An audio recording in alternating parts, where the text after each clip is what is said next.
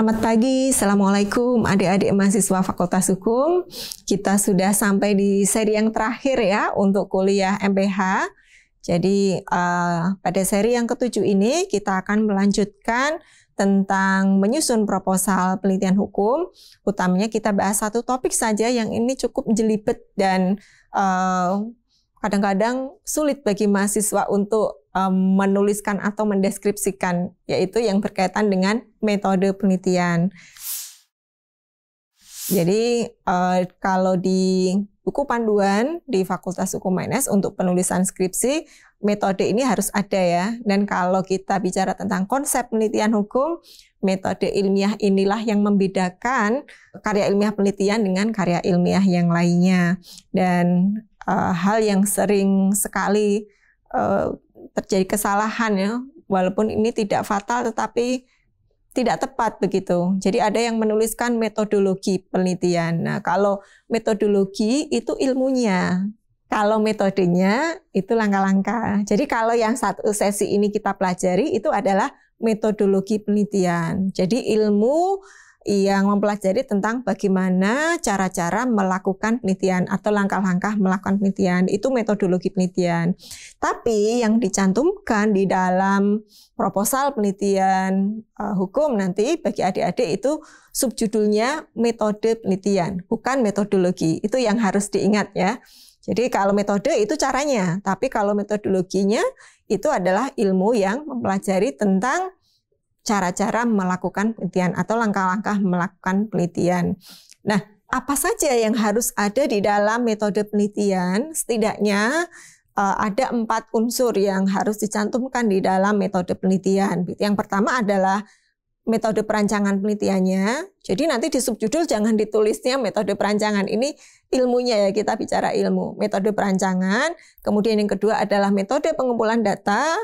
Ketiga, metode pengolahan, dan yang terakhir adalah metode analisis data. Ini yang harus dicantumkan di dalam proposal penelitian saudara. Nah, nanti di sub metode penelitian langsung disebutkan saja. Misalnya yang masuk di metode perancangan itu ditentukan jenis penelitiannya apa, kemudian jenis data yang digunakan apa, sumber datanya apa, kemudian pendekatan yang digunakan, lokasinya di mana, itu masuk di bagian metode perancangan. Nah, di dalam konsep penelitian hukum memang secara umum begitu ya, penelitian hukum itu kan dibedakan menjadi 2, penelitian hukum empiris dan penelitian hukum normatif, sesuai dengan konsep hukum yang digunakan, apakah konsep hukum yang normatif atau konsep hukum yang empiris begitu ya. Jadi yang poin pertama kita tentukan dulu, penelitian ini adalah penelitian hukum normatif. Mengapa? Karena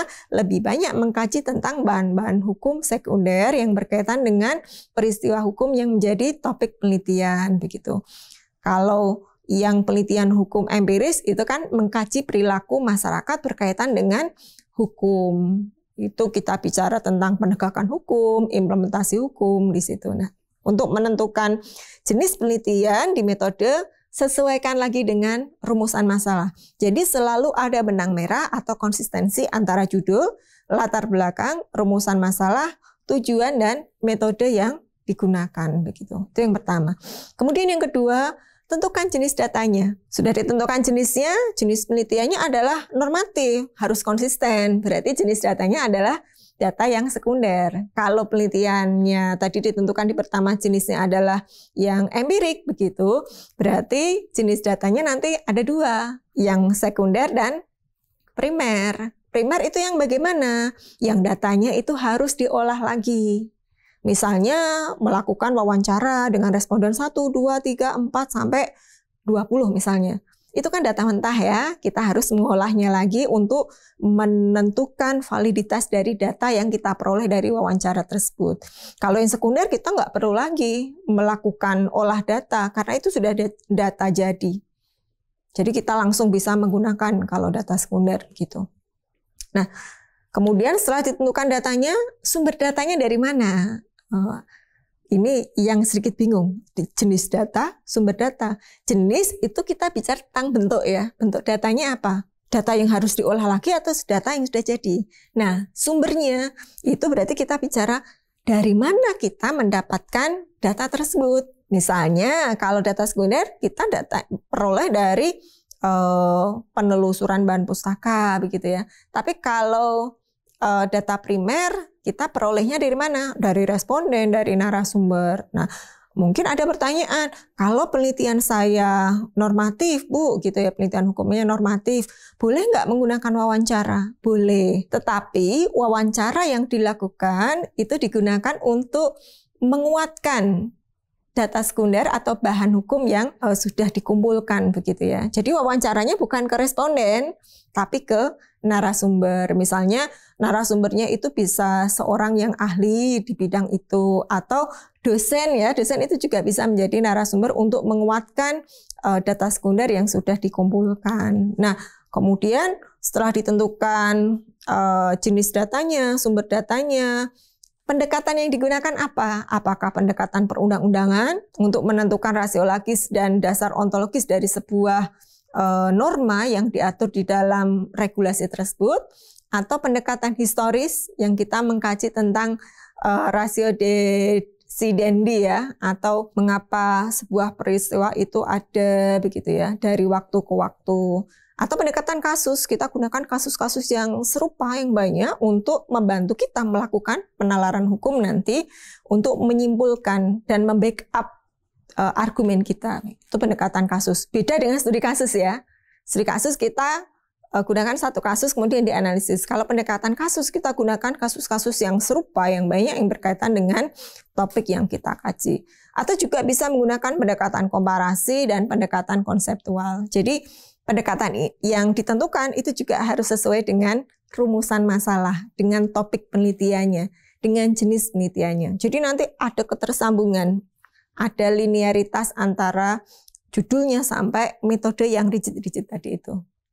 Dan jangan lupa lokasinya ya, walaupun tidak saya cantumkan di dalam PowerPoint lokasi di mana begitu ya, misalnya di Kementerian Luar Negeri, atau misalnya di masyarakat suku Samin gitu ya, atau di mana terserah, itu sesuai dengan lokasi di mana penelitian itu dilakukan, dengan catatan jenis penelitiannya adalah yang penelitian hukum yang empiris atau non doktrinal.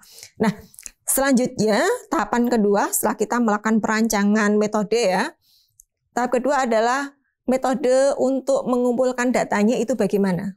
Lagi-lagi ini harus sesuai dengan rumusan masalahnya. Untuk memancing ikan teri ya alatnya harus sesuai, nggak bisa pakai pancing ya. Pakai pancing, mau yang dipancing ikan teri.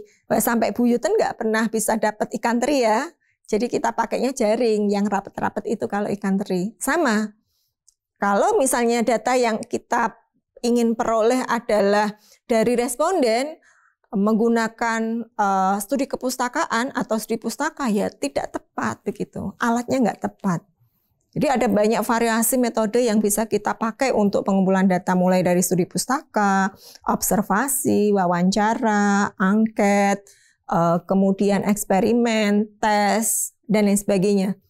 Tapi lagi-lagi alat itu, instrumen tersebut harus disesuaikan dengan kebutuhan data yang ingin kita peroleh berdasarkan jenis penelitian yang sudah kita tentukan di awal begitu. Nah, kemudian setelah datanya diperoleh ya, entah itu dengan studi pustaka, entah itu dengan wawancara, atau menyebar angket atau kuesioner ya. Data kan banyak ini kan, mungkin sekarang trennya adalah digital begitu.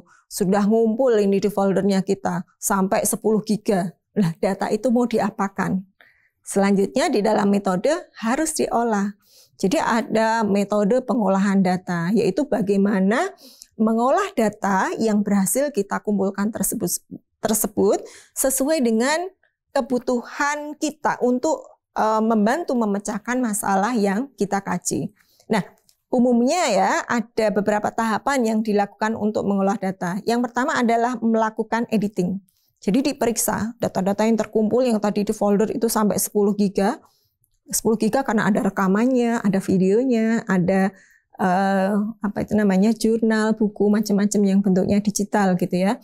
Kita koreksi, apakah data yang terkumpul itu sudah lengkap belum? Relevan nggak dengan penelitian kita? benar atau tidak, sesuai atau tidak dengan masalah penelitian kita. Kalau tidak sesuai, keluarkan. Mungkin nanti jadi, kalau tadi 20 giga jadi 15 giga gitu ya. Jadi diedit yang sesuai saja yang kita gunakan untuk penelitian kita. Sama ketika tadi di sesi sebelumnya kita membahas tinjauan pustaka, gunakan saja teori-teori atau konsep-konsep yang relevan dengan penelitian kita. Nah, setelah itu langkah selanjutnya apa? Setelah diperiksa, diedit, ditandai, namanya di-coding. Jadi memberikan catatan atau tanda untuk sumber data yang kita peroleh tadi itu. Kalau saya biasanya melakukannya karena digital ya, saya identifikasi, halaman berapa, data yang mana filenya begitu. Itu di-coding semuanya, sehingga nanti pada saat menyusun laporan itu akan lebih mudah begitu. Nah, yang ketiga, direkonstruksi, namanya rekonstruksi data. Disusun ulang secara teratur, berurutan, logis sesuai dengan permasalahan yang kita kaji begitu ya. Dan yang terakhir adalah disistematisasi. Jadi menempatkan data sesuai dengan sistematika berdasarkan urutan masalahnya ya, disistematisasi. Jadi diedit, kemudian di-coding, kemudian direkonstruksi, dan terakhir disistematisasi. Itu biasanya satu proses pengolahan data secara utuh. Nah, nanti kalau ternyata sudah sampai sistematisasi kok datanya kurang ya, berarti balik lagi di pengumpulan data lagi, kemudian diedit lagi. Nah, terakhir adalah metode analisa. Ini yang biasanya paling sulit ini di mahasiswa. Jadi datanya sudah diolah ini kan.